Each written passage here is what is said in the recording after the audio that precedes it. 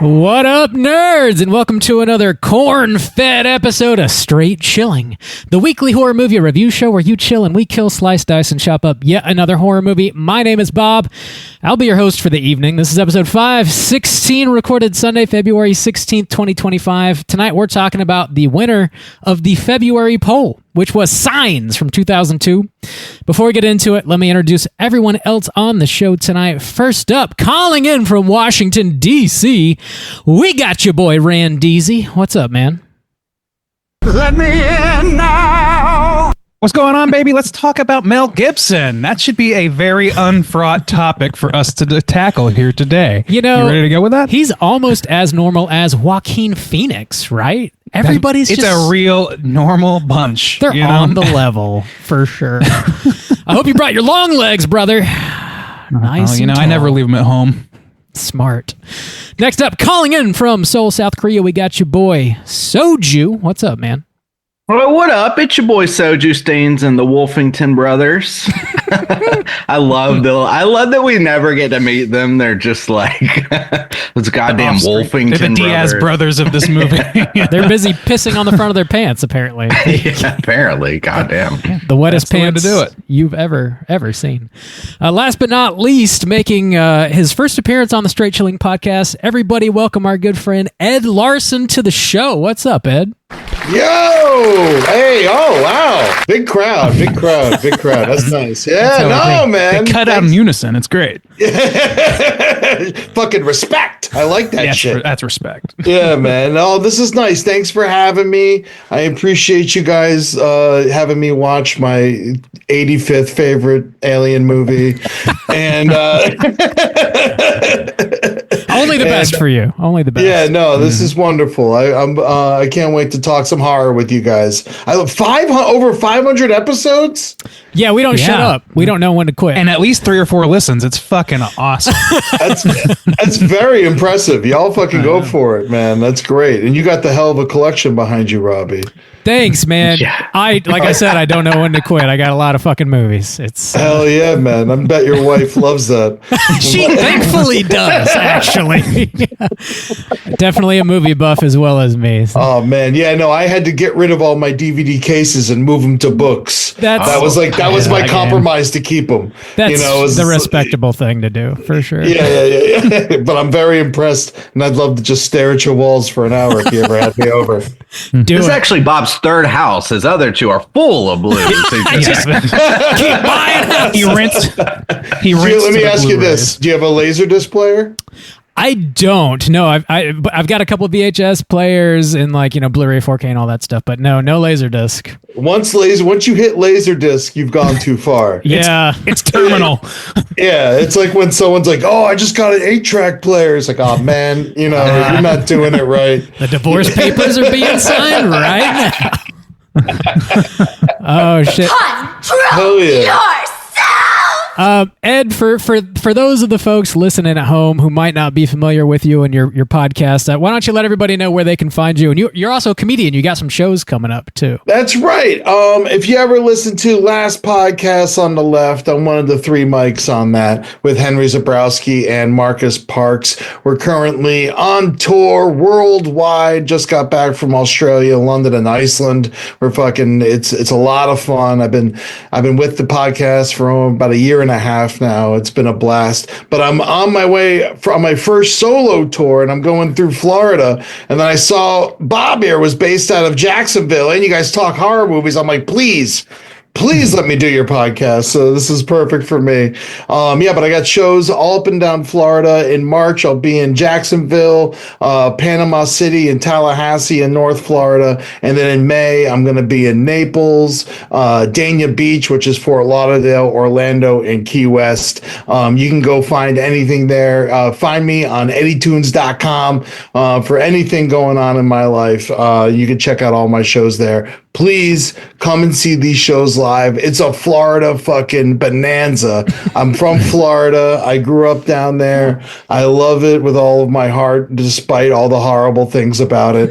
And I think, some people need to come down there and stick up for the Florida man. So that's what I'm going to do. The tour is called Invasive Species. Ed Larson Tours Florida. And I got about an hour of Florida-based material that works nowhere else in the country.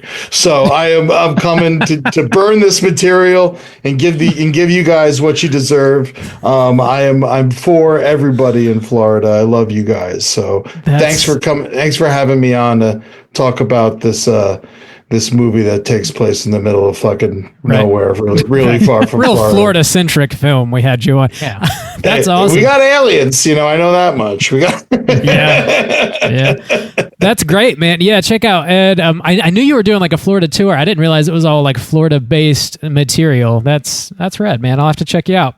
You're in Jacksonville March 20th, right? I think March 20th in Jacksonville, the 21st and 22nd Panama City, and March 23rd in Tallahassee. And that Tallahassee show, I went to school there. It's cool. I'm going to be playing my club that I used to play all the time in college. They've like rebuilt it and expanded it, and I'm going to be. Do you ever hear of Parliament Funkadelic? Oh yeah, George Clinton. Yeah, well, I got the keyboard player playing with me, and he's gonna underscore some of my comedy, and then he's gonna do his own set after me. It's gonna be fucking amazing. Danny Bedrosian from P Funk. It's gonna be a killer show, and then Jacksonville. I'm going to do what I can. I'm trying to get some Jumbo Shrimp players out there. I'm big Jacksonville Jumbo Shrimp fan. So hopefully some of the boys come out and show their support. I used to have this podcast called The Round Table of Gentlemen. And we learned about when the Jacksonville Jumbo Shrimp changed their name from the Suns. Mm-hmm. We made a theme song for them, and they actually started playing it at the games sometimes. And it's shit. It's like, we are the Jumbo Shrimp here to play a game. You sing that like 7 times in a row. Yeah, so one of those famous shrimp crow calls. Damn, this is the second episode in a row where you're talking about minor league baseball in Jacksonville somehow. Yeah, that is. Wow, strangely enough. There you go. While you're in Jacksonville, maybe you should try and get the keyboard player from Limp Bizkit to underscore some of your jokes. Oh, yeah, man. We'll fucking break some stuff, dude. It'll be great. Break some stuff for the nookie. Yeah, man. Well, I do it all for the cookie. I love cookies. Cookies are good. They are delicious. Awesome. Yeah, check out Ed's shit everywhere. All the places. We got a little bit of housekeeping to tackle on our end real quick here. We do have our March poll currently posted on our Patreon website. If you guys support us at the $5 level or above, you get the chance to vote on a movie we're talking about this March. Juice, this is your takeover month. Tell us all about the poll. What's going on? Yeah, this takeover theme is dark Disney. We are doing some of the darker themed Disney films. Black Hole, the big black hole of time, of course, that one's up there. Something Wicked This Way Comes, and Pirates of the Caribbean, Curse of the Black Pearl. And we're heading into our final week of, I guess we're halfway. Yeah. We got some time left on this poll. But Bob, how those numbers looking so far? Well, we had a dead heat last week. That has changed. So last place is still Black Hole with 23% of the vote. Second place, we got Something Wicked This Way Comes, 36%. And Pirates on top with 41% of the vote. Nice. So I just watched Dead Man's Chest for the first time in a while. I was doing some research on the East India Trading Company and the British East India, and I refused to read. And so I watched straight to the source. Yeah. So I learned about the Kraken, which has nothing to do with anything what we're talking about. But it was a blast. No Black Cauldron. No, I have actually never seen Black Cauldron, so I wasn't sure where it fit. So yeah, I didn't end up that. Next year we'll do a Dark Disney Deuce. We're only talking about the scariest Disney movies. We'll do Return to Oz and Black Cauldron. Hell yeah, it's got some choices. Yeah. Mr. Boogedy. Mr. Boogedy was a classic. Boogedy, Yeah. There's some Disney Channel originals that actually they fit on that horror spectrum pretty good. Yeah. Just like they're just scary to watch, really, because you can't believe that movie got made. That's usually the case with Disney Channel originals, but Hell yeah. Get your votes in before the end of the month. We'll see what we're talking about this March. In other Patreon news, we're dropping mini casts every other Friday. This past Friday, we just dropped one on Squid Game Season 2. Juice, you were talking about that, as well as like the cultural differences as far as like how it's received in Korea and versus America. Well, since it was a show, sometimes the shows are hard because they're so much longer to cover in a mini cast. So instead of just focus on like plot by plot, try to focus on some of the more characters and their impact on like some of the cultural setting and stuff like that. So yeah, it was a fun little mini cast to do. Yeah, something a little different. Check that out over on our Patreon website. Next up, Friday the 28th, we're dropping a mini cast on Presence. I'm talking about that one. Pretty interesting Steven Soderbergh movie, a haunted house movie shot from the point of view of the ghost haunting the house. Something different, something interesting. I think it was shot on an iPhone. I know he'd done that once before with Unsane. Which was another pretty interesting experimental kind of movie. This kind of has a similar vibe, but it's a haunted house movie with Lucy Liu in it too. Solid. Yeah, it was good. It was I saw it in the theater a couple of weeks ago. Yeah. It was more like emotional than scary. You know, like it made me like tear up a couple times. And so it was a weird way to go through it. I think it's going to be like down the road, like a really big movie for teens and stuff like that. Yeah, it is surprisingly heartfelt. There was like the end got me anyways, which we won't spoil here. But worth checking out. The dog did it. No, this guy. the house is haunted by the dog. That's the surprise. That's the rug pull. Man, yeah, check that out over on Patreon. And I think that's really all we got going on over there. Do you guys have anything else you need to plug? Yeah, as per usual, like the past several episodes, we're just now wrapping up the 4th season of the Second and See album with Don't Believe the Hype, which is an Arctic Monkeys podcast going through the entire catalog of the band. And I think it's going to be a 2-parter per usual. You know how much I like to jaw on about the Monkeys. So we know all about the jaw. Yeah, and that's all about their 4th album. And so, yeah, that'll be coming out in 2 parts this week and then next week as well. So you can check that out on all your podcatchers. Don't believe the hype.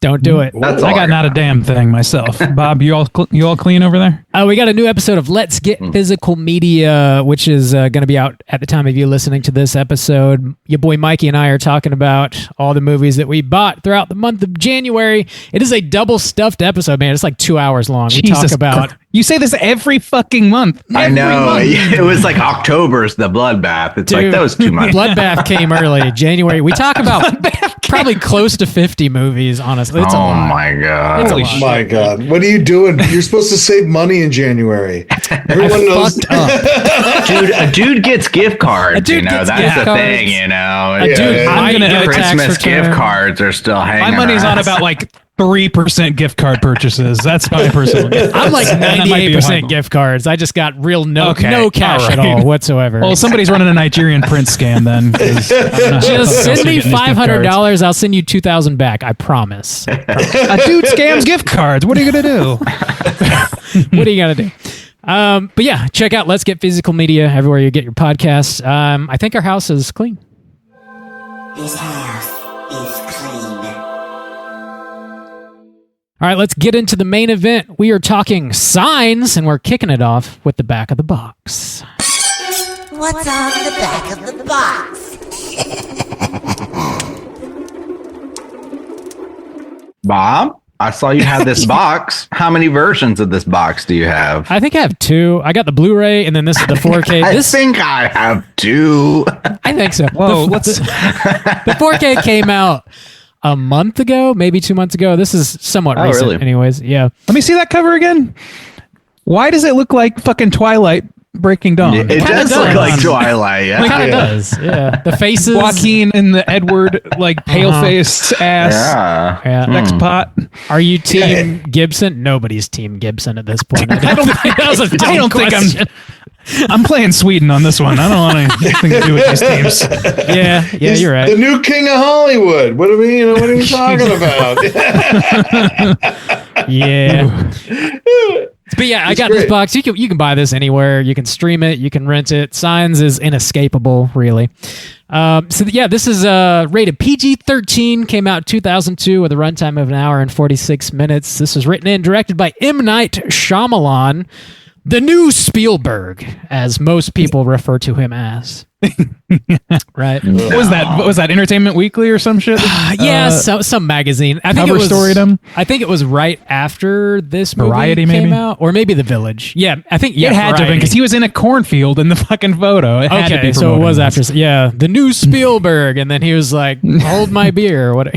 this. Man, sometimes you really just go all in on something and just have to live with it for the rest of your life. Oh boy, yeah. Oh boy.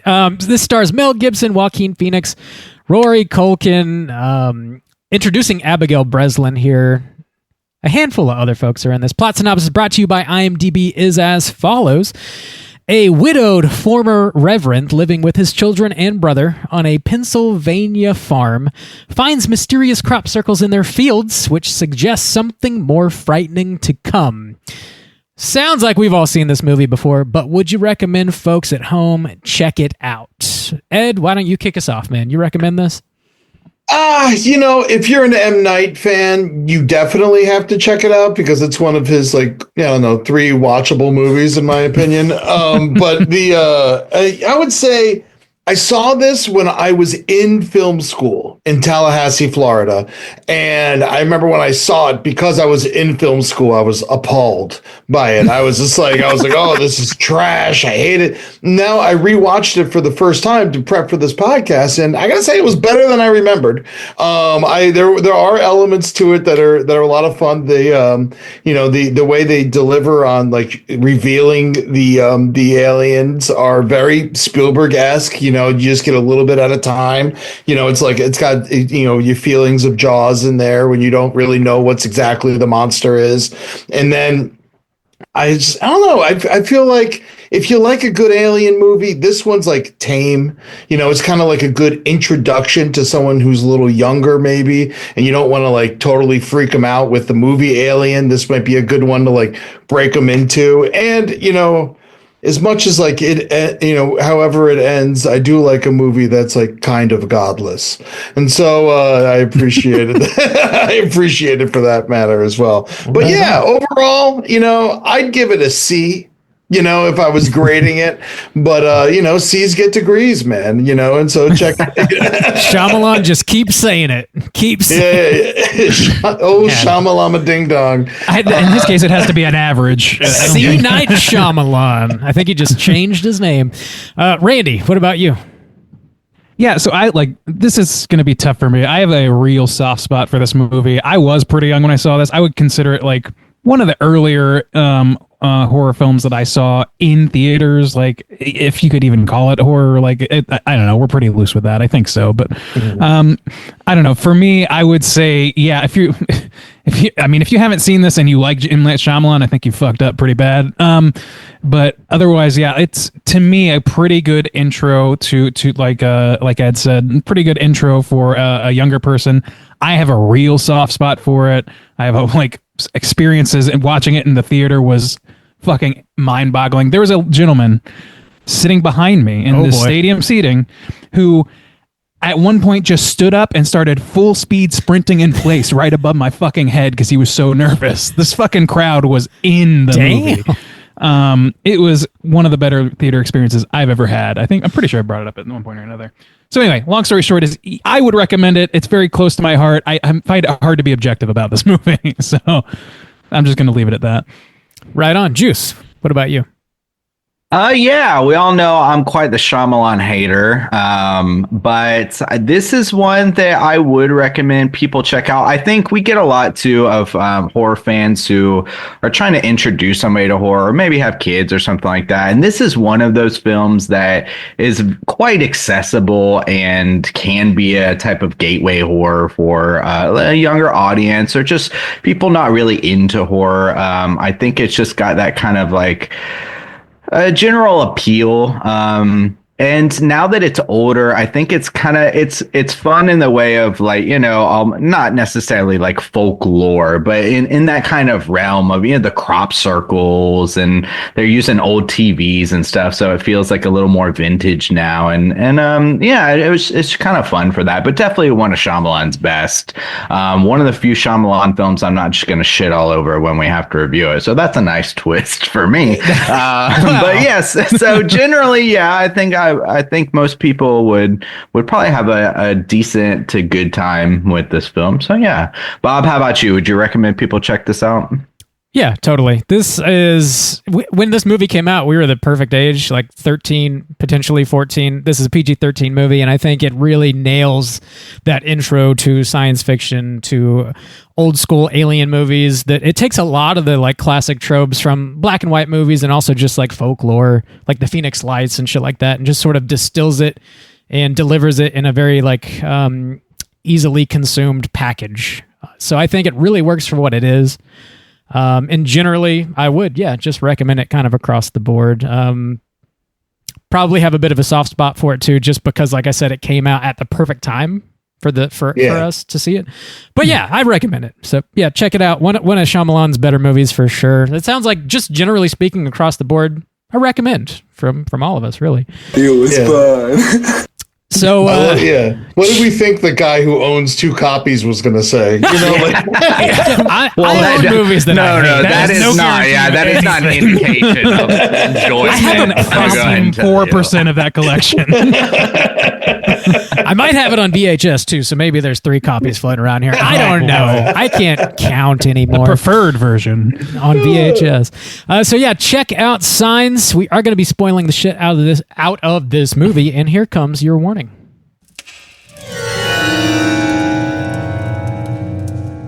Spoiler warning.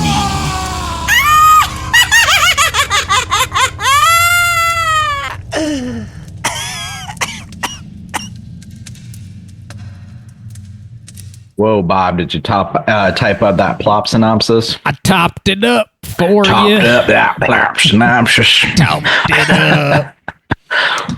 Yeah, here we go. Here is the full plot for the movie, Signs. So, former Episcopal priest Graham Hess lives on a rural farm in Pennsylvania with his young children, Morgan and Bo.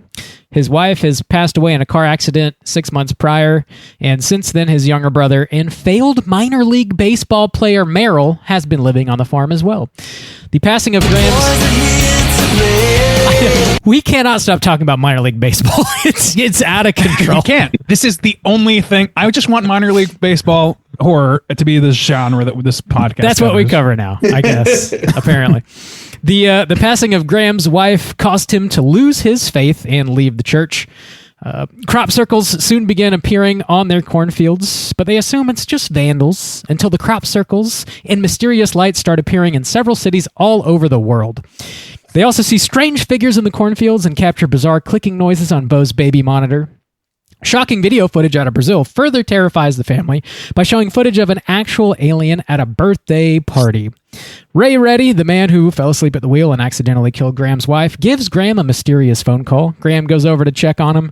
Ray expresses remorse for what's happened. He also says he captured an alien in his pantry, and he thinks that aliens don't like water much. Then he just hauls ass. How, in the name of Zeus's butthole?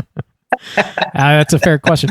Graham uses the blade of a knife as a mirror to slide under the pantry door to get a glimpse at the alien. A claw swipes at him. He ends up cutting the alien's fingers off in a moment of panic and runs out the house.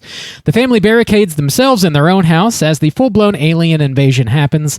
Morgan has an asthma attack, but they all end up surviving the night. The next morning, they come out of the basement and they hear on the radio that the aliens all left in a big hurry as if something scared them off.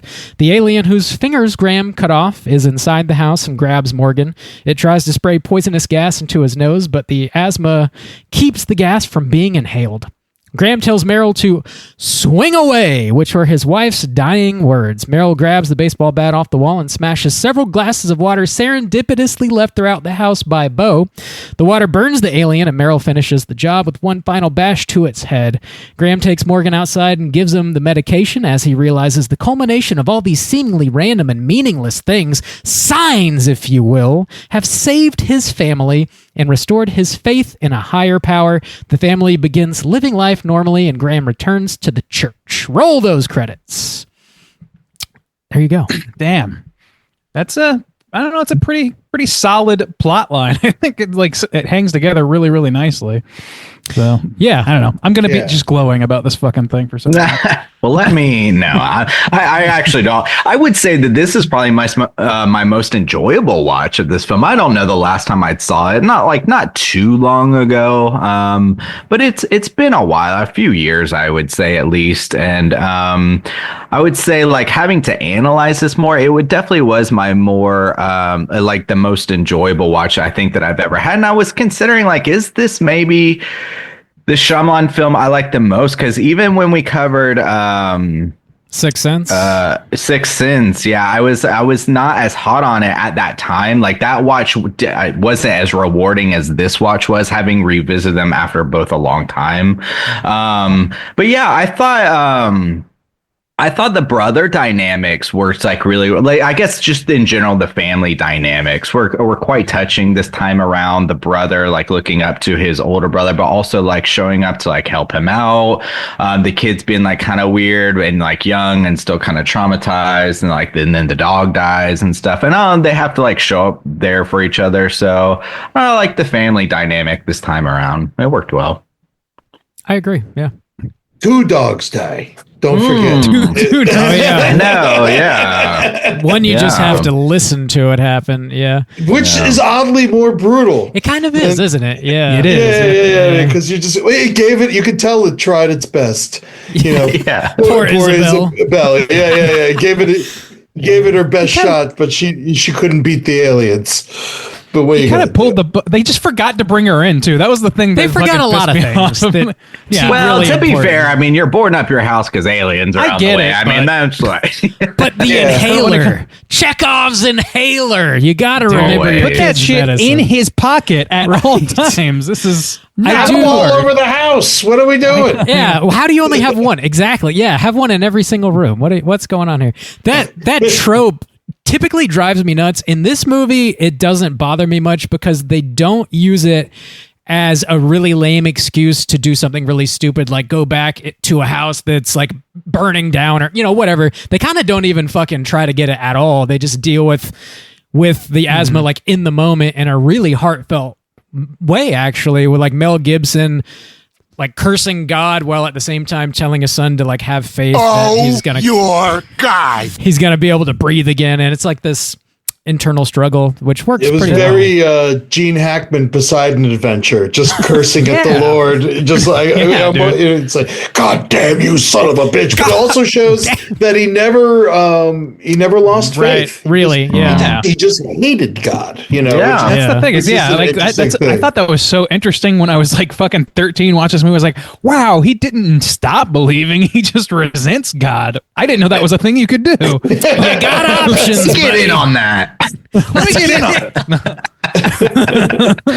You ever heard of Slayer? Actually, I gotta give it to old Mel Gibson. I mean, he had a lot of good films, actually. I mean, Braveheart and stuff like that. But I mean, his I hate you, that moment, or even the speech that he has actually to old Shyamalan too. Most of the time, even in Sixth Sense, I was like, man, Shyamalan's dialogue, going back and revisiting Shyamalan's films, he's really bad at dialogue. Like That's why I can't watch him.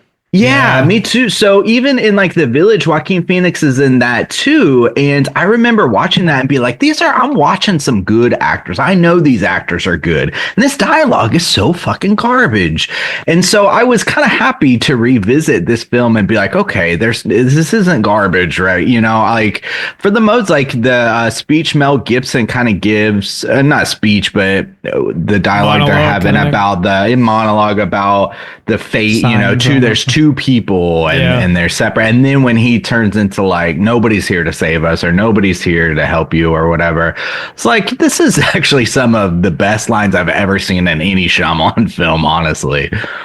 He's so subtle with it. Like, I really like the way he got it across, because it'd be so easy for it to fall into like just straight melodrama. And because he's just like, he's very self-possessed about what he feels about this stuff or what he's saying. And he's like, well, I mean, he's like, well, Joaquin's like, well, what do you think then? And he's like, well, I mean, it doesn't matter. You're comforted, right? And then he's like, yeah, okay, whatever. And he's like, and he can't resist. He's just like, yeah, nobody's coming to help us. That shit's not happening. Like, I honestly thought it was a little on the nose, like Mel Gibson's speech. But the thing that balanced it out, like it wasn't terrible, but the thing that really balanced it out for me actually was Joaquin Phoenix's like comedic story about him being a man of faith, because he's like at a party with his drunk girl and he goes in for a kiss and then he forgets he has gum in his mouth, so he leans away to pull the gum out and she pukes all over herself and he's like, yeah, I believe I'm a miracle man. Like that's his proof that God exists. That shit's hilarious. It kind of balances the scales. It's a good balance. Yeah. Like, I don't know. Yeah, that's the thing, is like they really do balance the humor in this, which is, I think, more than the dialogue. What bothers me about Shyamalan is he never knows when to pull the comedy punch and when to lay down the hammer of drama. It really seems like he just has a hard time balancing those things, and it's just perfectly balanced in this one to me. Well, also, we talked about earlier when people were mentioning he's the new Spielberg and stuff. You know, you got Marshall and Kennedy are producing this thing. Kathleen Kennedy and Marshall, they work with Spielberg on almost anything. They're part of DreamWorks, you know, and like now, you know, Kathleen Kennedy's taken over Star Wars and everything. So he really does have like Spielberg's people behind him, coaching him throughout this entire movie. And that's why I think more than most, it has that Spielberg feel. That's a good call. That might be true.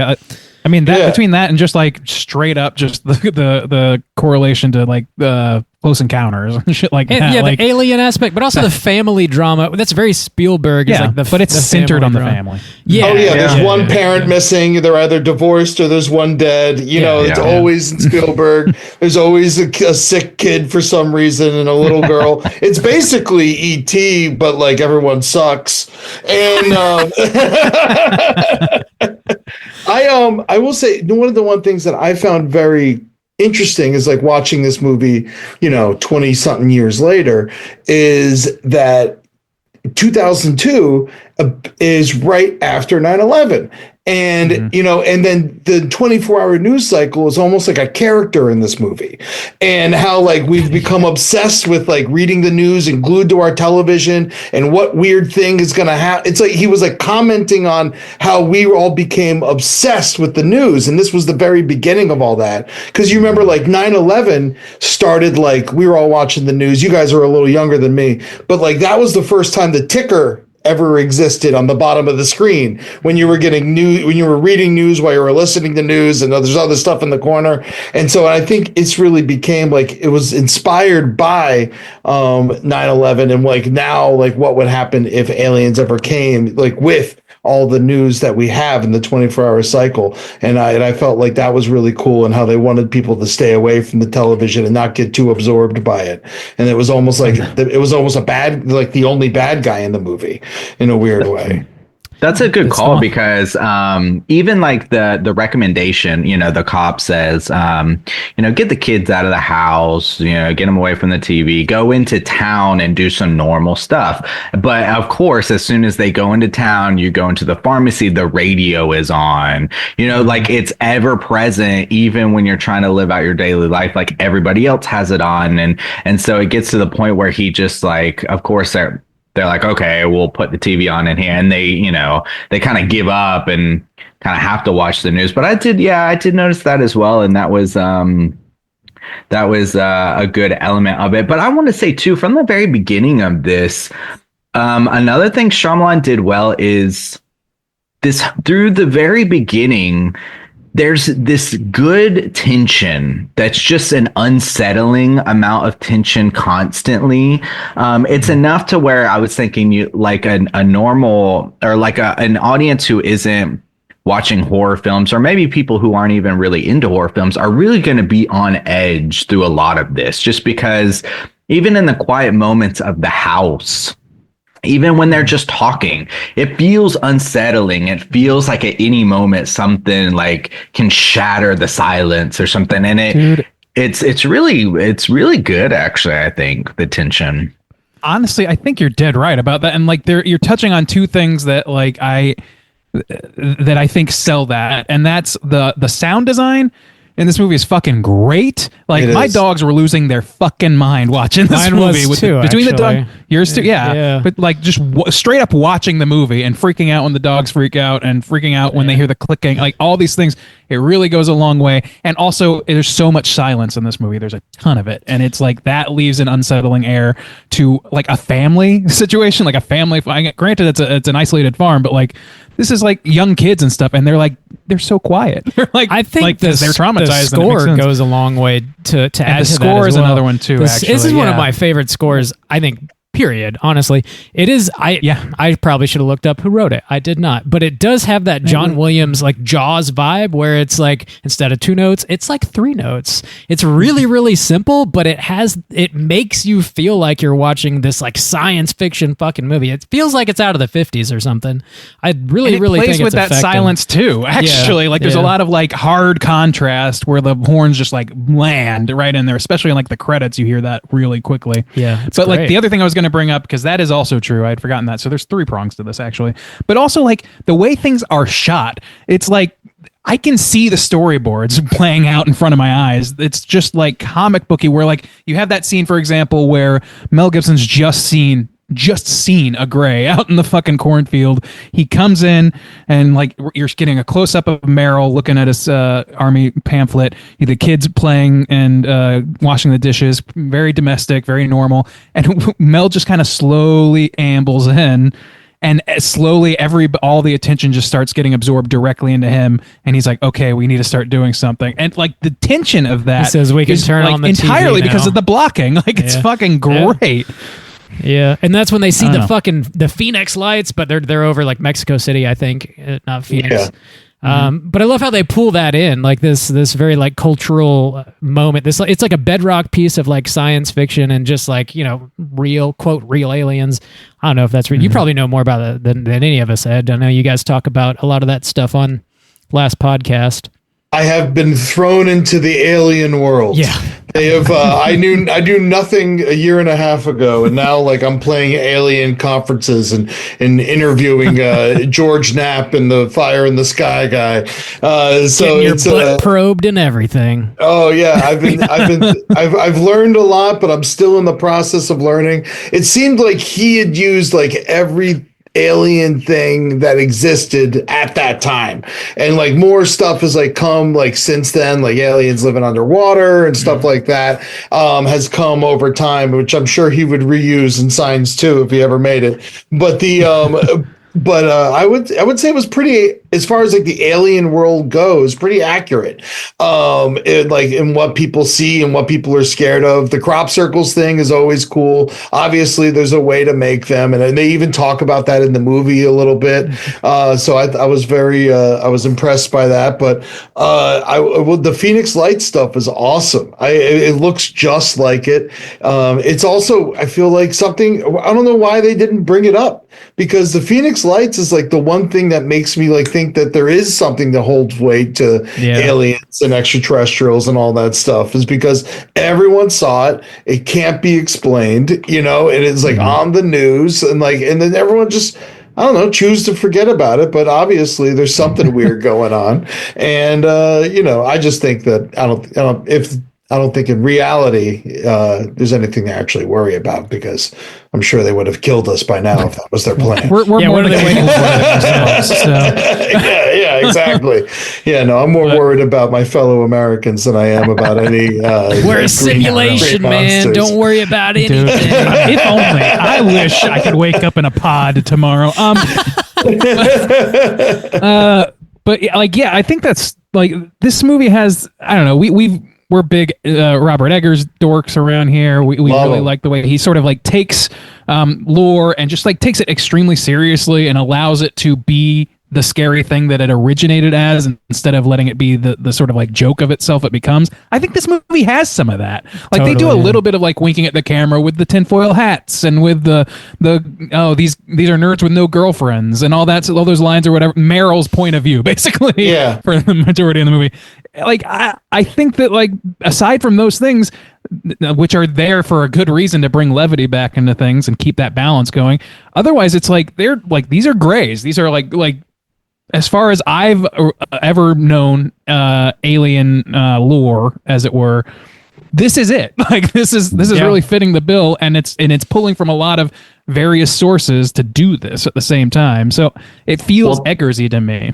There's a specific moment that I think he uses really well to kind of highlight that moment that you're talking, that point that you're kind of talking about. And it's when he's flipping through the book, because at first you have these really basic, goofy drawings of aliens, you know, and he flips through and they're ridiculous looking and they're like, look like child's drawings and stuff like that.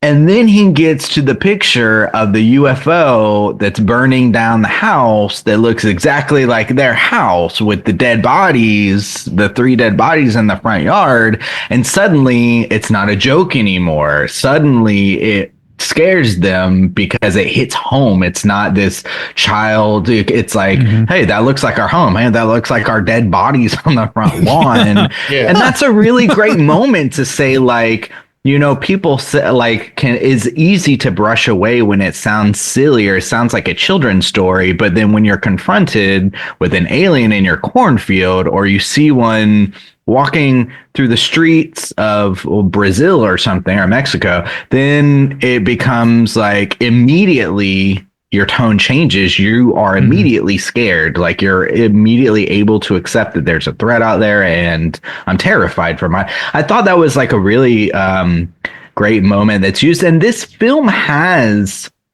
some iconic moments, like the alien, you know, walking across the little alleyway. And then also too, having the alien trapped in the pantry, trapped in the pantry. And like him kind of like reaching out and cutting the fingers off. Like that's always stuck out in my mind as like a key scene from this film. It was a lot of fun. Now, going back to the book thing you were talking about, that's ripped straight from Jaws. Like them sitting around reading the book, and like, and the mom is like looking at the book, and she doesn't care about the sharks, and then she sees the shark going through the boat. And she's like, "Get out of the boat!" You know, it's just like that is straight Jaws. Did you hear your father? Yeah. Turns on a dime. You know what other? I know we're talking about signs, but Nope is also just Jaws. You know, like that movie is like all Jaws. You know, and so I think there's a lot of that.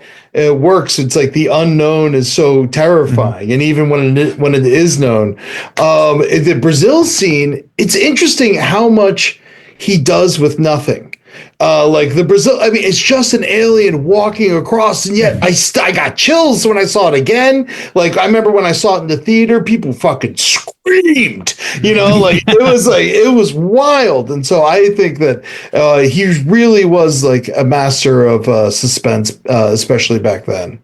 Yeah, really. Like I remember being in the theater. Like that's the scene where the guy was running up above me, like running in a that's full click, right just above my head. Like, oh my God, this is surround sound. But like, it's like as I'm watching that, and as I see this thing go across, what you expect to happen is you see another hint of something. But this motherfucker just trucks across the alleyway, and you get a full glimpse, and it's like, oh shit! Like this is just really, really effective way to reveal this monster. And because of the grain of it all, and like the very 90s like camera that they're using in storyline, it also still has a little bit of like it's not like you're seeing it in HD, you know what I mean? You're not seeing a fucking Transformer movie where this is an alien and Transformers. This is just a fucking like blurry thing, and it feels like found footagey in its own way.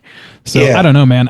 I really, really love that. Like if there's any scene in this movie that I think is unimpeachably great, I think it's that. That birthday, it is filmed perfectly. It is like one of the first, like, you know, now we're so used to people like filming their own stuff and it being scary because of TikTok and Instagram Reels and all that stuff. But back in 2002, camcorder horror wasn't that much of a thing. We had like Blair Witch Project and that's it, you know, and like Halloween Resurrection, maybe, you know, like there wasn't much going on as far as like found footage yet.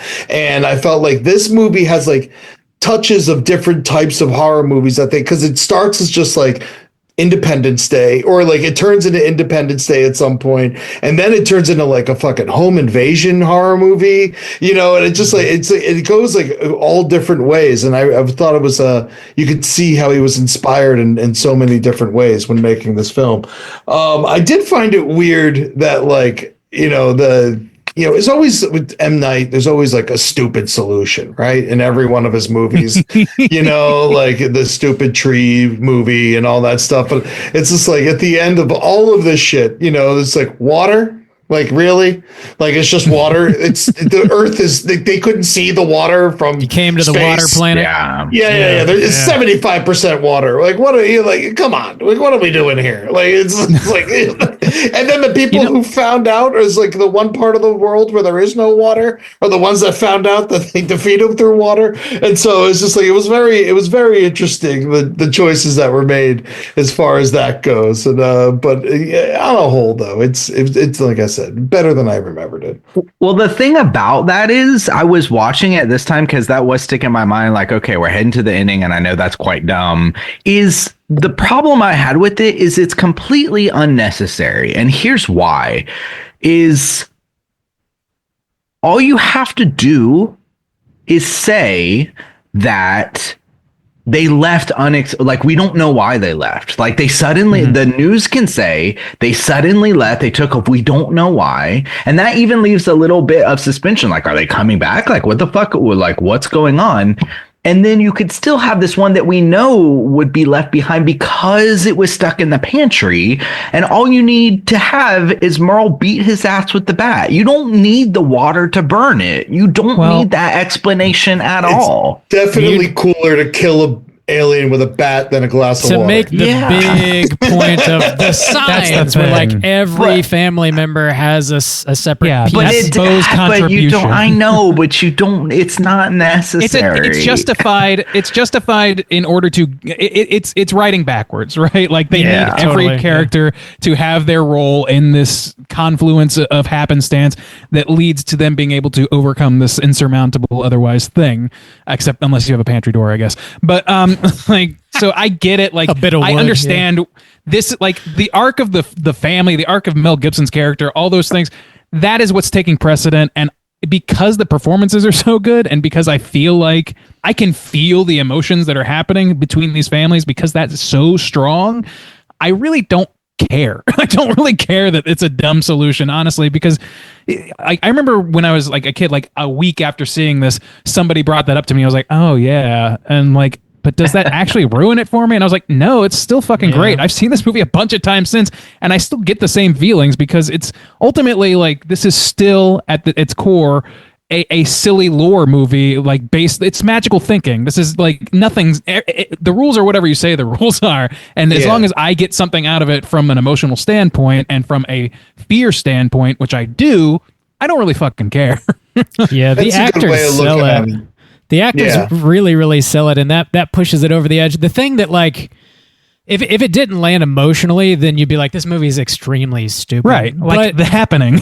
Yeah, the flashback where Graham is talking to his wife for the last time really hits emotionally for me. And then at the very end, where the little boy, he wakes up. You think he might actually be dead, but he wakes up and he says, "Did somebody save me?" And Mel Gibson's crying. He's like, "Yeah, I think someone did," meaning his mom, which is, that like really hits home for me. It's a bit hokey, totally. I could get why someone might not like it, but it lands the plane for me, I think. It annoyed me just where they put it. You know, right in the middle of the climax of the last scene, I feel like it would have been a great cold open.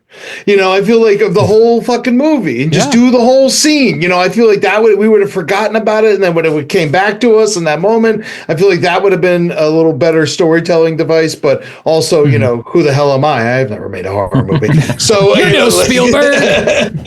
Look, if that was the barrier for having an opinion on this, we would be fucked on this show. No show. Yeah.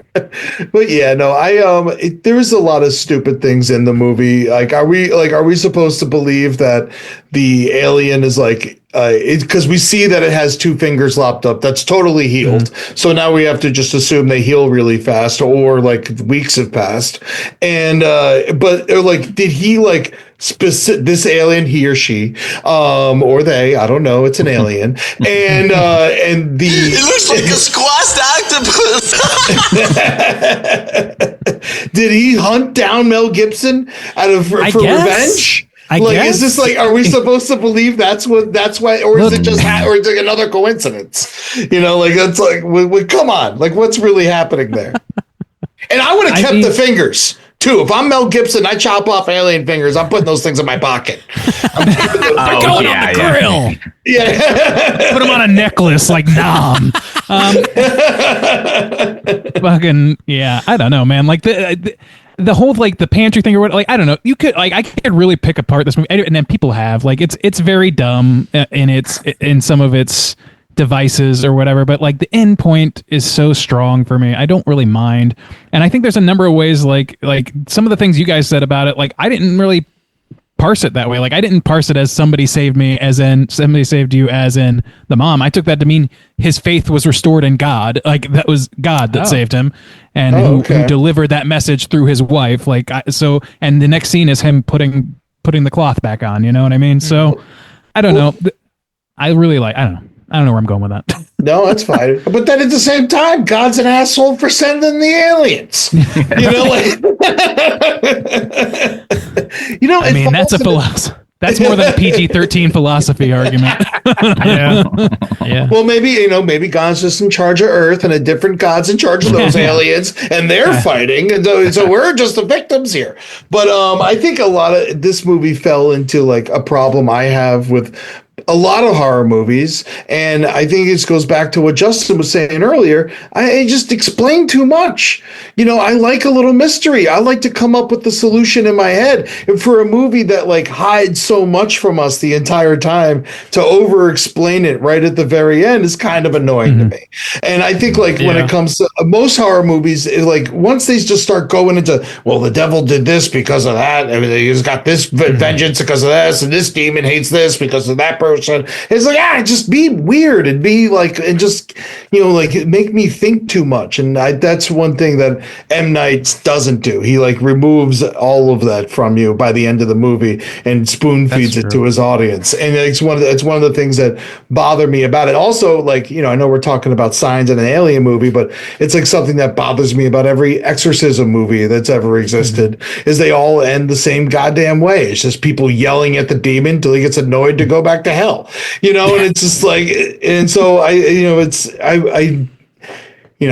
gonna say the same thing over and over again. It's like, yes, it was a fun movie, I enjoyed it, but it definitely has its flaws and it's over explaining. And I know writers who use subtext, and they're all cowards. And having seen Shyamalan's other films, I think that is on point. And one of the reasons why The Water bothers me more now than maybe like Randy said originally, like I might be like, it doesn't really take away from me. But for me, knowing where Shyamalan ends up, that kind of shows more of his lack of filmmaking ability, because we see decisions to come. Exactly. Where you were saying maybe people are kind of like reining him in more or guiding him in a better way, because he does make those choices to where it's like, does it like really ruin the film? No, but also at the same time, does it show that like it's absolutely not necessary to have that, and it is a flaw in the overall storytelling, which he has deeply. But one thing I do want to give credit to, because I knock him a lot, is we touched on it earlier, but the comedy in here, it works well in where it's placed, but also makes the characters quite endearing. So, but not just the characters that we know, but when he goes to the military office, and that sergeant or whatever is talking about like beautiful women sucking on your toes, and I was like, what the fuck is That's this? what minor league baseball players get, man. Don't you know?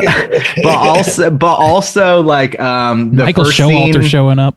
Yeah, that was so bizarre. Yeah. I was like, I know who that is, but I can't place it. Showalter. Okay, gotcha. Yeah. But also that the scene when they think it's the brothers or whatever, and they're gonna chase them around the house, and he's like, "All right, lose your mind." He's like, "Well, what is lose your mind?" He's like, "Curse or whatever," and he's like, "I'm gonna whoop your ass." I'm losing my mind. I'm insane with anger. I'm gonna beat your ass or whatever. Like, I it love was that just really shit. funny and in an endearing way. But it was where the comedy actually like hit in an appropriate way, which he is typically also not very good at. So I was like, okay, here we go. You know, The mid-sized sedan, doesn't land. Yeah, and we never seen Mel Gibson act like that either at this point, like as like someone who's a little more timid and reserved and stuff like that. He's always been the dangerous lunatic. So it was a good like opposite typecast for him in that movie. For sure. Like even the language he uses, like I don't know, it's very both paternal and like, okay, this is somebody who works with families and kids or whatever. Because he's like, oh, you're going to feel very silly when you find out this is all make believe, talking to the dog. Like it's like, I don't know. There's something like kind of like, I don't know, inherently sweet about his character, which you're right, is just not an area that Mel Gibson typically plays in at all. He doesn't blow up a single goddamn thing in this movie. No, I don't even think he punches anybody. He doesn't. He cuts some fingers off. I'll give him that. There's some bloodletting, but which is understandable. Wow. I mean, who wouldn't? Yes. It's interesting. I never thought about that. Like until right now. In this movie, not one punch thrown in the movie. It's literally that Simpsons bit. Like, do you remember him on The Simpsons where he's like, they remake Mr. Smith Goes to Washington or whatever, and he's like, I don't know, I don't hit anybody in this movie. Like, literally, I can't do it. Yeah, I mean, like, really, though, think about it. Like, what other movies are there no punches in other than, like, Lion King? And even that, but even, just because they don't have fists. But, like, I'm just like, it's very, like, what's like this and, I don't know, Apollo 13, maybe? But I really... Bedknobs and Broomsticks might have a few punches in there. I'm not sure.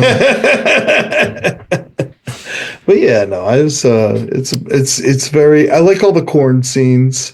Corn's always very scary. Pro corn, yeah. Yeah. No, I mean, cool, getting lost in there. I would have liked to seen them like more like cut up or something when they're running through all the corn. Because isn't it like very sharp or something? Or am I just thinking of that Grass movie that Netflix made? Sawgrass is quite sharp. Yeah. I don't know think about corn is, but it's like, I mean, if you're running at that speed, you might get you might have a few leaves in your shirt at least. Like, I don't know, they are pretty remarkably clean and unbothered by it. So I don't know. Yeah, when he catches that alien corn leg in the cornfield with his flashlight. That scene is great. Actually, there's a lot of good use of light. Whenever he's, out there with his flashlight, all that really works. Also, in the basement, after Joaquin Phoenix accidentally smashes the light bulb with the axe, that whole sequence is just so fucking tense. And they just have that like one flashlight, that one beam of light. They're sort of trying to share, and then they drop it, and it rolls around, and you can't quite see the action just off screen, but you hear it, and the aliens are trying to get in, and you're like, oh my God, are they actually going to kill one of these kids? You don't really know. Like, that builds such great tension in such a simple way. It's just really not showing you what's happening. It's like, this movie has maybe not enough, but it does have some, it like reserves a lot of the tension in main scenes where I think latter day Shyamalan kind of loses that. I think he just wants to put everything on screen. But this is strangely enough, a more mature film than I think a lot of his latter day movies are, where he just shows you everything and you're like, this isn't really interesting because you see everything, I guess. So, yay, Shyamalan. Used to be able to do it. You used to do it. You bitch! Any other major things we want to touch on before we rate Signs? Anything come to mind? I have one thing that I... Oh, sorry, go ahead. No, you go. It's your show. Oh, I just wanted to point something out for the Peanut Gallery, which is this is yet another film in which a Culkin is denied a beautiful fancy dinner because of an invader coming to his space. It's a crime. R.I.P. macaroni and cheese of Kevin McAllister, and R.I.P. these French toast mashed potatoes. True horror, really. Mm-hmm. Yeah, eat those French subgenre. Yeah, well, he was an asshole too. When he got, his dad just made him mashed potatoes and French toast, and he said, "I hate you." Come on, what are you gonna? What a little prick, ungrateful. He should have been sent outside to the aliens to his death. That's it. Get out of here. You're out of here. Oh man! All right, hosting an intergalactic kegger down here. I was going to say though, it was cool to see Joaquin Phoenix play like a normal person. Yeah, right. And I think this is one of the few times it's in like what the movie before this was like probably Gladiator, and so it's very interesting that he did this like right then, and it was good to see him be just like a regular Joe, which it must have been a struggle for him. Dude, yeah, he's not. Did he start doing a lot of like ketamine or something? What's going on? What happened? He seems fucking nuts. Bo is afraid ass motherfucker. That's, he does. He seems like he needs a a weird hug. turn for him. Let's go ahead and rate this. Afraid. That All shit right, is go nuts. ahead. Let's rate this thing out of 5. Ed, why don't you kick us off, man? How do you feel? Feel free to do half points, quarter points, whatever you want. 2.5. I'm giving it a 2.5 out of 5. I think it's but I will say I'm glad I rewatched it because I would have given it a 1. And because from my memory and how I thought the movie was, and so it jumped a 1.5 points after watching it and realizing it actually has it has a little bit of art to it and a little bit of gravitas that I didn't remember. But as far as like actually scary, not really, but it has good tension and it has good reveals. But I give it a 2.5 out of 5. All right, 2.5 from Ed. Randy, how do you feel? Yeah, I mean, I was sitting here struggling, trying to decide whether or not I want to try to be objective or I just want to lean in, and I think I'm just going to lean in. I really have a soft spot for this movie. I recognize that there's like some totally valid critiques. Some people call this movie hokey. Some people, you can point out the sci-fi logic isn't totally there for sure, or at least has some holes that you could point out. And that's completely fair. For me, though, I just really love this movie. I loved it the first time I saw it. I got like a bonanza, amazing first viewing experience with a room full of people that were so bought in, and so was I. Like, I just have such fondness for this movie, and every time I watch it, I'm like, is it as good as I remember? Because there's a lot of fair critiques I can recall from the storyline, and then I watch it, I'm like, this performances, this score, the fucking blocking of these fucking shots, the audio design, like, it's all just works so well for me. So for me, it's a 4.5. I'm no reservations on this shit. 4.5 from your boy Randeezy. Respect. Juice, how do you feel? Not that good, Bob, but generally positive. Yeah, I shit a lot on Shyamalan, and most of the time he really deserves it. But this time I was quite surprised. There were still some problems that I actually haven't mentioned. So, the positives that he's usually bad with is I thought the acting was really good. I thought the dialogue was really good. The family dynamic was really endearing.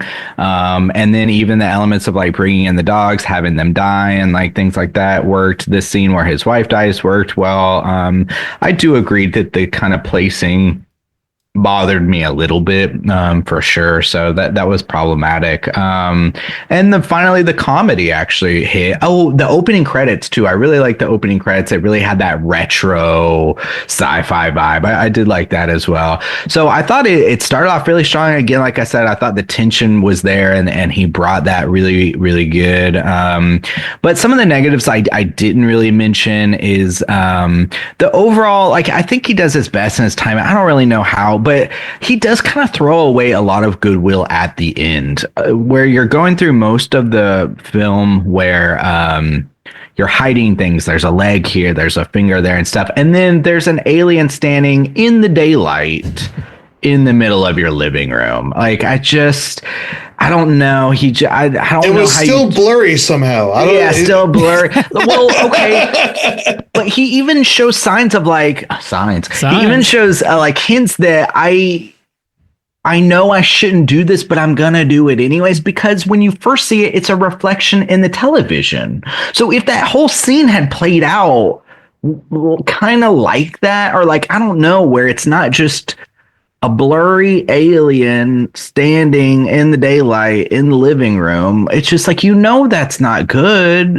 Like, I don't know, like, why are you doing this? But like at the same time, I just want to say, like, I think that the way they could have done that is they show this too. And it's crazy that he is like able to. He's like got this invisible man suit thing going on where he like you can see through him partially. It's a camouflage, and like you can see Bo's face screaming behind him and all this stuff. Like that shit's great. Just do that a little more.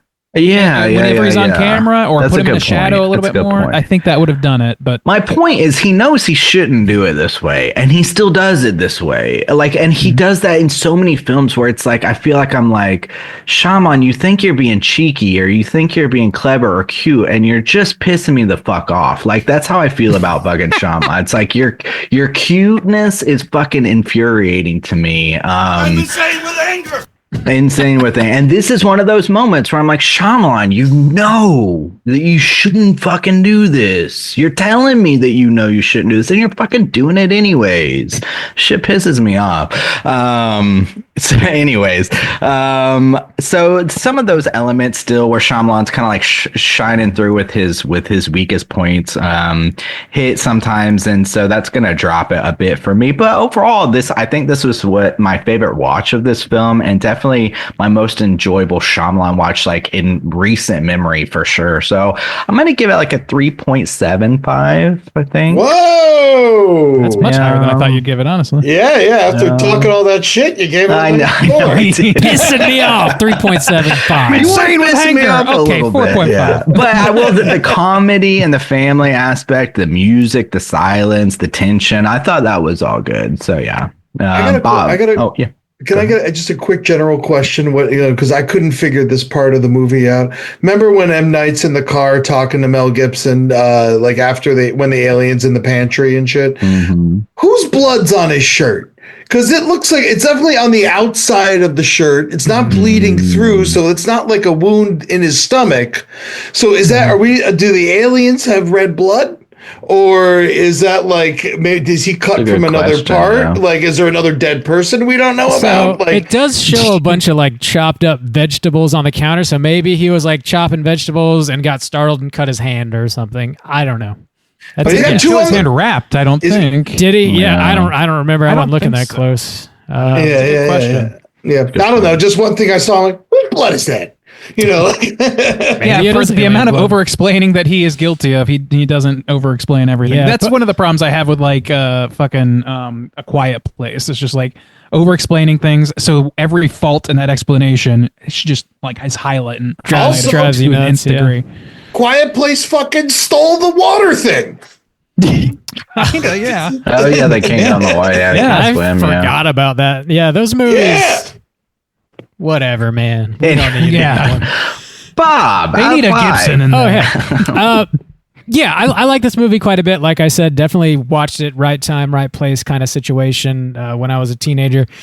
For me, though, this it's an alien movie, yeah, but at its core, it's a movie about a family. It's very driven by the family drama. They're dealing with the loss of a mother, a wife. And I think it really succeeds in that, seeing this family come together and try to navigate this situation it would be difficult for anybody, even in the best situation, which they're not in. I think that really works. It's a little hokey with I guess the quote signs and like having faith and like that faith being validated overall in the end. It's like it's a little too perfect. It's a little too cheesy. It almost reminds me a little bit of like the ending of The Black Phone in a way, the way everything comes together like almost a little too perfectly. But I do think it lands well enough emotionally for me to sort of validate that and me give it kind of a pass. I think the way it treats the alien sort of aspects of the movie very seriously, it takes it at face value. I really like all that stuff, all the stuff we see on the news. the footage from the birthday party, the crop circles, all that stuff really works. The comedy lands super well in this. We went over most of the funny stuff. I think the girl in the pharmacy where she's confessing her sins to Mel Gibson, despite him saying like, I'm not a pastor anymore. That him saying like everybody in this family needs to calm down, need a piece of fruit or something. I don't know. There's a lot of like really funny moments in this. I already mentioned the really tense sequence in the basement where they bash the light bulb and he's trying to like slow his son's breathing down. All that really works. Mel Gibson's individual struggle with his faith, I think, really works. There's a lot of good stuff happening in this. A lot of good scares. The silhouette of the alien on the roof. When Bo wakes her dad up and she's like, "Can I have a glass of water? There's a monster on the roof," or what? Like all that stuff. Also, we get not one but two good kid actors in this movie. They both do well. So, dude, yeah, that carries a lot. They're still working, and they're both still working. Yeah, good for them. Doing good shit too. The CG, it doesn't age well. It's just a sign of the times. A sign of the times. Unfortunately, early 2000s CG just doesn't quite work very well. So yeah, it's not a flawless victory necessarily, but I think it's a great PG-13 science fiction movie, sort of intro to alien movies. I think if we saw like E.T. for the first time at our current age, we think it's a little cheesy, a little hokey too, but at its core, it's a movie about a family, and I think it succeeds in that the same way this does. So I don't know if it's Shyamalan ain't Spielberg, but this movie for me works ultimately. So I'm going to give it a 4 out of 5.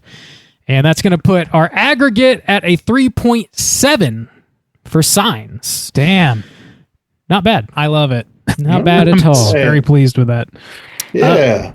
Let's jump over into our Rotten Tomatoes segment and see what the critics and users have to say about it. Certified. Dead. All right, ladies and gentlemen, this is the Rotten Tomatoes segment in which I'm going to have these gentlemen guess within the best of their ability what the aggregate positive score is on RottenTomatoes.com for Signs. And we're going to start with the critic score or the tomatometer, and then move on to the user score or the poopometer, as they're calling it these days. Popcorn meter, popcornometer, whatever. Yeah, I will not try to say that anymore. It's not verbalizable for me, and I just said verbalizable. So I'm impressed. You should be. All right, so there are 241 critic reviews for this film. We're looking for the aggregate percentage of positive reviews. I'm going to go to give you a chance to see what people are doing here, Ed. I'm going to start with Justin and then work up to you. Justin, what do you think? I think generally this is a positively received film. I think the critics are going to kind of swing off of those Shyamalan nuts, especially for the time this came out. So I'm gonna say they probably voted 88%. Whoa! I think. Right. Shyamalan had a lot of heat back in the day. Yeah. But these critics are still reviewing. That's the other thing. I will say I think that we're going to take I'm going to take some sides off of those 8s there, and I'm going to give it a 33% critic review. Okay. All right. Man, all right. Very visual way of making that decision. Bob, how about you? Well, I'll take the middle with the only logical option, 69, please. Yeah. All right. Somebody ordered the comedy number, which means I got to do just a little bit of math here. Okay.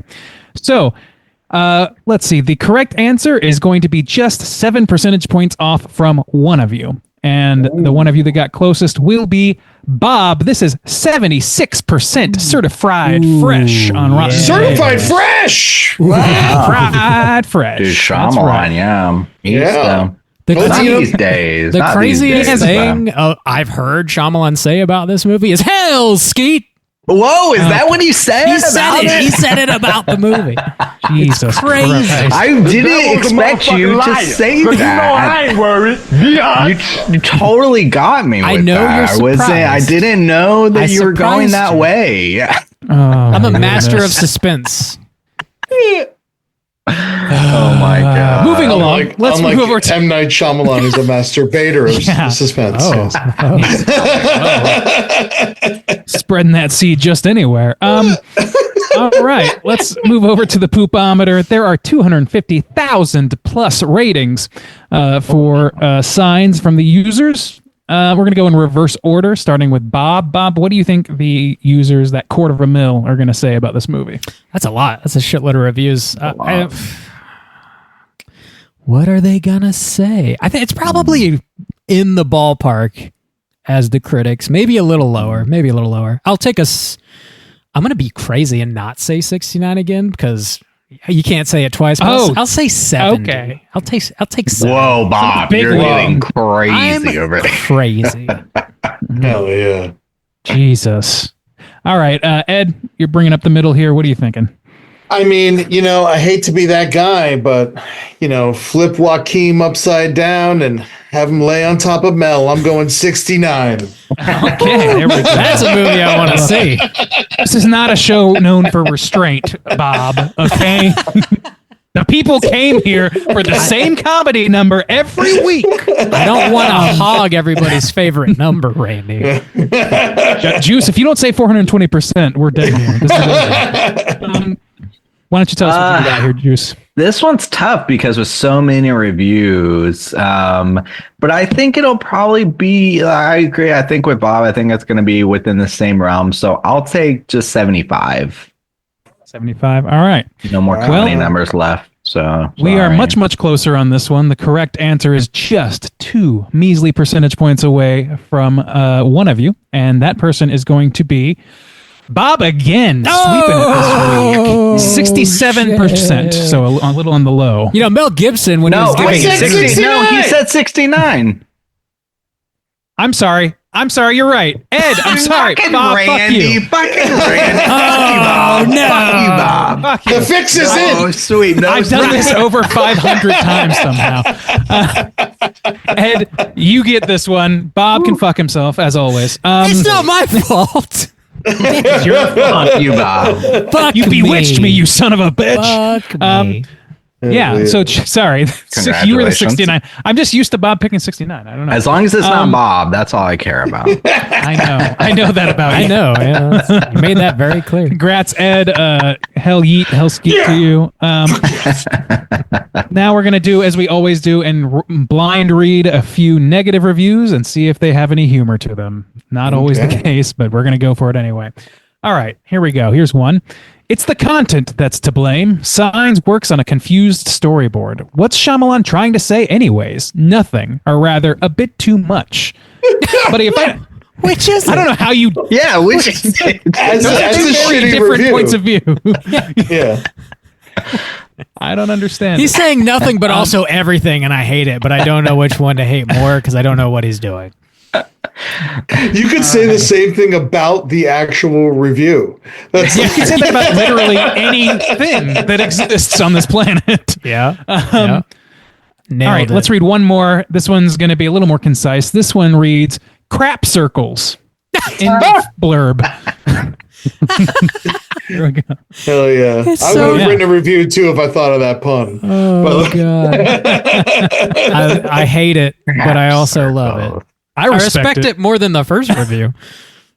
That's true, yeah. All right, that's it for Rotten Tomatoes. Bob, how's that? That's for all you? he wrote was crap circles. That's all that they blurbed on here. That is literally. Do you need more? Do you need I think I got the picture. I don't know. That's all right, Bob. hilarious. Love it. Trivia or no trivia? Yeah, we got a little bit of trivia. Let's jump over into it real quick. It's totally time for trivia. All right, there, fellas. Signs premiered in theaters on August 2nd, 2002. It was definitely a financial success. It was made on a budget of $72 million, and it grossed $408 million. Wow. All right. Holy shit. Pretty damn good. Yeah, which is only the 7th highest grossing movie of 2002. I don't know what the other ones are, but don't ask. But still, that's impressive. M. Lord of Night the Rings. Shyamalan cites The Birds, Night of the Living Dead, and Invasion of the Body Snatchers as influences for this movie. I see a lot of The Birds and Night of the Living Dead, personally. Body Snatchers, I don't know if I see a ton of that necessarily. I don't know. I know that. Yeah. I don't know. I don't see that either. I don't know what the connective Spider-Man came out in 2022. 2002. I mean, 2002. Harry Potter, Star Wars Episode Deuce. Jesus Christ. Signs. Great CG. and Lord of all the these. Rings. Yeah. Ed called Lord of the Rings. 2 towers. Men in Black so- Deuce. Oof. Oh, wow. God. Damn, man. Kate, something's peeking. That's the good one, though. Damn, you had that bumper ready to I go. know, yeah. Dude. That Holy was quick. shit. Quick on the draw. Randy got them fingers, some quick digits. All the ladies say so. Jesus Christ. Crap circles. I resign. Your boy M. Night Shyamalan considered calling the movie The Alien Bulletin or Visitors before calling it Signs. Dude, I think he had a lot of help now. The more I hear Alien about this movie, I Bulletin. just think he just had a lot of help. That sounds like he didn't get what his own movie was about, really. Yeah. Because Signs is like so obvious, really. Damn bulletins. They almost called it Jesus extra. Christ. Gray's on the move. Gray's all about it. But literally, the producers produced E.T. and Close Encounters, so Yeah. there's definitely a lot of going on. A lot of going on to help. He definitely had They help. know how to sell this stuff. Yeah. There you go there. Graham Hess was originally written as an older character. Paul Newman was offered the role, but turned it down, and so did Clint Eastwood, actually. God damn, I would have loved to see Newman in this, actually. Yeah, oh my God. But he was barely, walking around at this point. When he probably died in like 2006 or something. So Yeah, it was not that long afterwards, for sure. Yeah, I mean, Road to Perdition they managed was to after roll this. him out. They managed to roll him out for fucking Cars 1, so I don't know. He Whenever died in 2008, and he at the time in 2008 when he died, he was 83. So just 6 years. So he would have been 70. Yeah, that's quite old. Yeah, he couldn't. R.I.P. Paul. one of the one out. best. The last Was he bit- ever in a horror movie? In a horror movie? I'm not know. sure. I know he did a Hitchcock movie, Marine, but I don't know if he was in anything else really. But that might have been a spy movie more than a horror movie, the Hitchcock one. Yeah, I'm looking like his catalog to me is like it's like Slapshot, Color of Money, like Man. fucking Slapshot's so good. I know, but we're talking horror movies. I don't think so. I don't think so. Not that I see. What an Well, amateur. whatever. What an The amateur. best. The Sorry. last bit of trivia I have here. The script originally called for the aliens to have a camouflaging ability much like the one used by the Predator in the Predator franchise. However, Shyamalan saw the shots of the creature and decided that it was too effects heavy. So I guess they switched it up to what we got. I think they could have bridged the gap a little bit, but Well, the ship's got camouflage, we know that because the bird hits it and falls, so they kept a little bit of that in there. If they were trying to do the like watery, clear form, kind of like Hollow I'm glad they Man didn't do did, that. which looked like shit, I could see that like really that's true. not working out. Even though what we I got think that's a a little totally janky, fair call. But yeah, I'd rather have what we have now than that. That's fair too. Yeah, I think they could have still. I think they pumped the brakes just a little bit more than they needed to. I think you could have just not shown it in the middle of your living room, but that's just me. yeah, I mean they do the You're talking backlight. insanity right now. But like you said about that scene, it would have been better if because like you just look at the thing coming out of his wrist and you just see like a little bit, the kid's head. Like that mystery is what makes it scarier. And the moment they show you everything, you're right. You just all of a sudden could give a shit. Yeah. I could give a shit.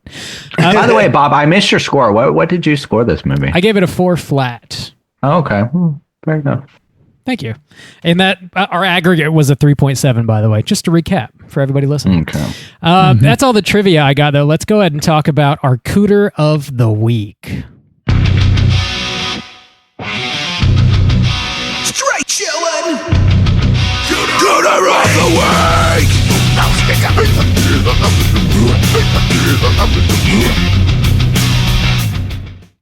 Juice, what is a cooter and why do we hunt them?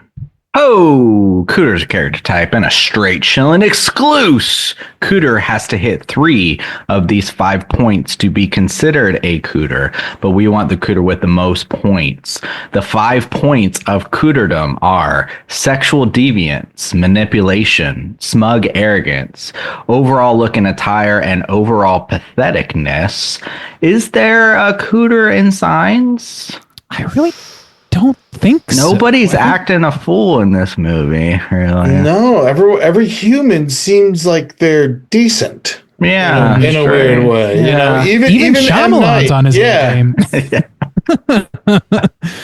Yeah. Could we somehow give it to the aliens if we wanted to stretch some of it? We would really have to stretch. We don't know anything about their intentions even now. Right? Yeah. Well, he's petty, but like I don't know. Pathetic. Okay, I'll give him patheticness. Fucking pantry door should be. Yeah, and not they show up on the water planet. planet, and they're like, "Oh shit, water kills us. We're fucked," and then leave. Pathetic. Well, we got Joaquin Phoenix. He definitely, we know he was hooking up with some drunk chick. Maybe he shouldn't have. So there's that. No, a miracle growing saved up on him from herself. that. Yeah, he's a miracle. Yeah. The miracle saved her. He's a miracle. If she's throwing up on herself, no one should be trying to kiss her. But the Yes. Oh God. He's a little arrogant, but he's humbled now, so maybe that arrogance is out. But yeah, I guess he'd be the closest. But overall, he moved back home to help with the family, so he's got to be a good guy. Yeah, nobody's really acting real shitty in this movie, actually, which is kind of rare. We love a Cooter-free movie, don't we, folks? Actually, no. We typically like to hunt them, but that's fine. Too.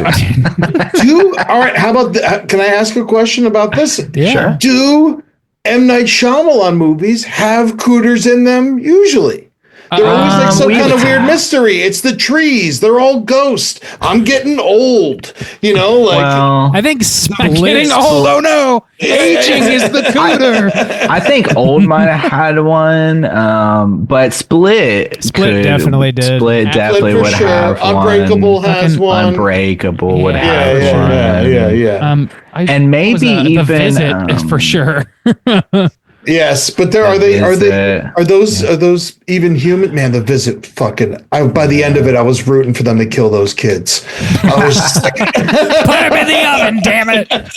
Yeah, I think Shyamalan's got some Cooters sometimes. Yeah, maybe and half probably and half. Trap too. Trap. Good lord, yeah. Oh if you've seen I didn't that bother movie. with that one. I missed that one. You're fine.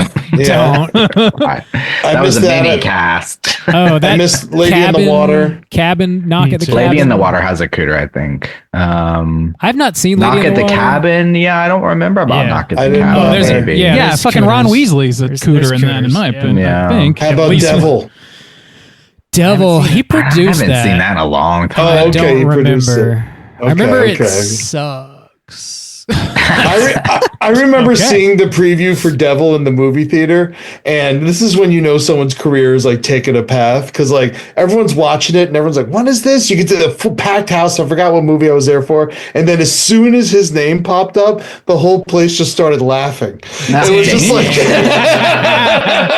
Brutal. God damn. Nobody gives a fuck. Hell So yeah, I guess it seems Signs is Cooter free. I think so. Cooter free. Perfect PG-13 movie. There you go. Show it to your kids. Let's go ahead and skip what we've been watching this week and round out the show with our Hotline Screams. Hotline Scream.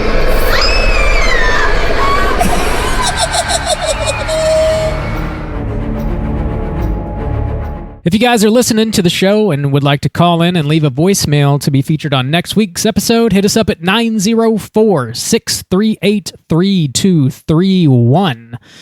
We got one voicemail this week. We're going to hear from our friend and yours, Big Hog Trey. Let's hear what he's got to say. oh boy. Right. Yo, shout out Sexy Dracula. It's Big Hog Trey. I have a funny story I think you guys get a kick out of. Last week, me and this girl I'm dating went to watch Hellraiser in theaters because they released a limited release. that didn't go well.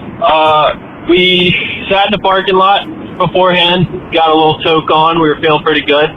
Went in, sat down to start at 7, sat down 6:45.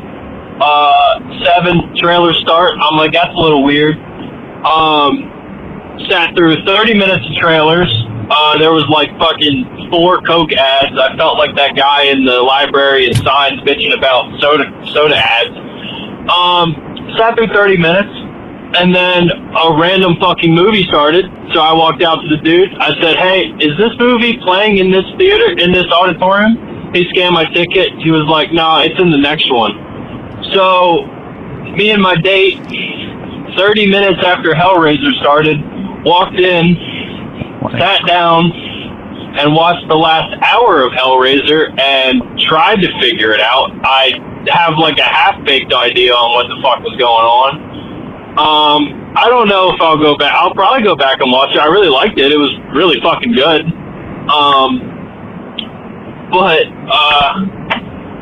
Yeah, I don't know, but I feel kind of fucking dumb. Don't do drugs, kids.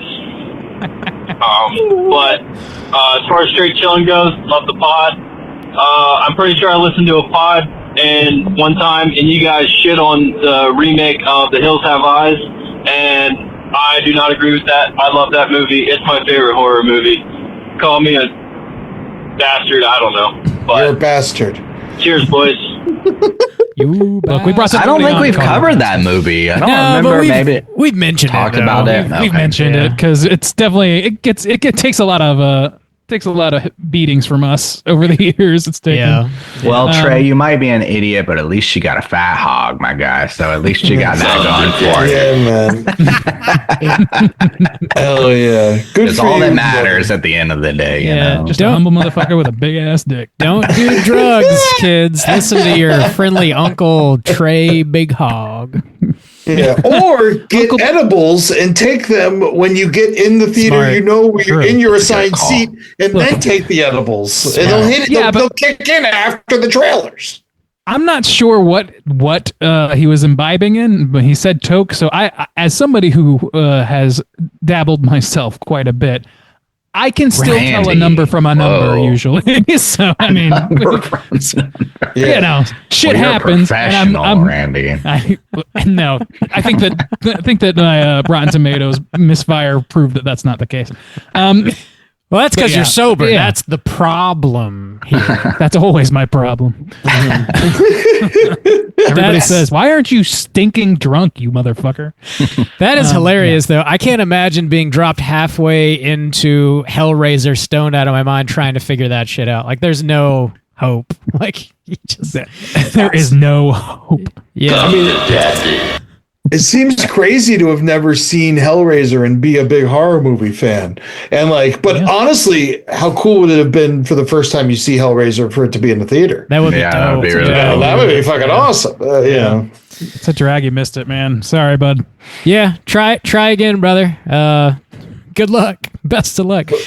Fucking pain, man. You deserve it. You fucking open the box, bro. You call. I love pain. I love it because I hate it. I hate it and I love it. That's what the movie is. Please stop, So, but you got don't. But stop, but please, God, don't. Thanks for calling, Big Hog Trey. Definitely good to hear from you. Again, if you guys are listening, call in, leave a voicemail at 904-638-3231. Any prompts you guys want to throw out for next week's show? For next week, let me see what we're covering. We're covering the monkey next week. So. Oh, well, I don't know anything about that then. Stephen King short turned into a movie. I would say anyone who's seen Monkey Shines should the old movie from the 80s should let us know what they think of that and how it was related to the new one. Absolutely. Or anybody who's read the original story, the King Nut story. I would love. I don't know. Like I'm not literate by any means, so I have not read any of these things.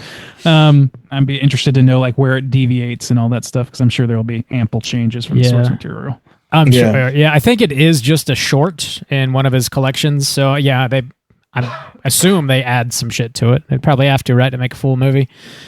But yeah, check out The Monkey. Get ready for next week's show. Call in, tell us about getting fucked up in the theater and, walking into the wrong theater and puking on the floor and letting the ushers sweep it under the seats, or, what weird shit in the theater. Yeah. What's the weirdest thing you've ever done in the actually, theater? That's a great prompt. Tell me about weird shit in the theater. Also, tell me about your best theater going experience, because I just told mine. Was someone sprinting behind you? What happened? Dude, this guy, and he was going...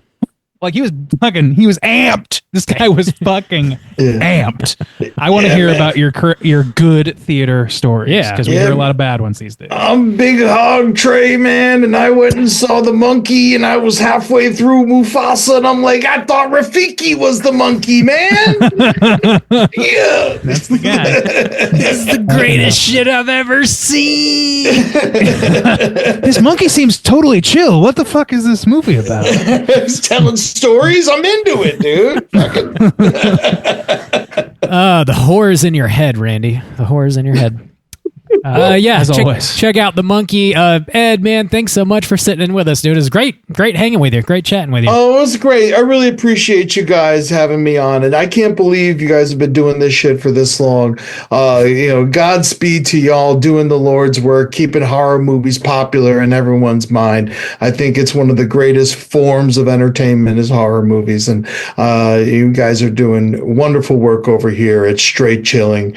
I appreciate it. If you like this podcast, please check out last podcast on the left. We talk about all things spooky, true crime, aliens, cryptids, any kind of goblins. We're fucking all about it there over at last podcast on the left. And then if you get a chance, check me out on tour. I'm coming towards you, baby, especially if you're in Florida. I got shows all through March and May in Florida. Go to eddytunes.com for tickets. And also last podcast on the left and Side Stories is always on the road. We're going to be in Dallas on Friday, February 22nd. So if you're in that area, come check out last podcast there. And we got a good spooky show for you live at the CU Theater. So hopefully I will see you there. Hell yeah. Yeah. Awesome. Yeah, check out The Monkey. Get ready for next week's show. And until then, as always, everybody please keep chilling. Jacksonville.